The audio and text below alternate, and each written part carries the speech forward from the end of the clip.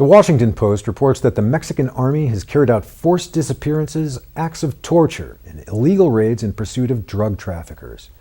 Residents and human rights groups describe an increasingly brutal war in which the government, led by the army, is using harsh measures to battle the cartels that continue to terrorize much of the country.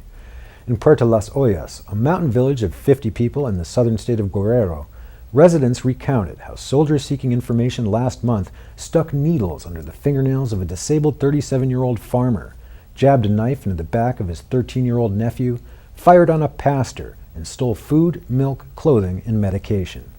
In Tijuana, 24 policemen who were arrested on drug charges alleged that, to extract confessions, soldiers beat them, held plastic bags over their heads until some lost consciousness, strapped their feet to a ceiling while dunking their heads in water, and applied electric shocks. Mexican officials acknowledged that abuses have occurred in the fight against traffickers, but described the cases as isolated.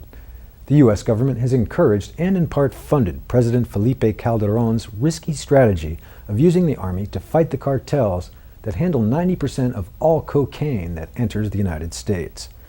The cases in Puerto Las Ollas and Tijuana are under investigation by the National Human Rights Commission, which has been overwhelmed with more than 2,000 complaints about the army, averaging 140 a month this year.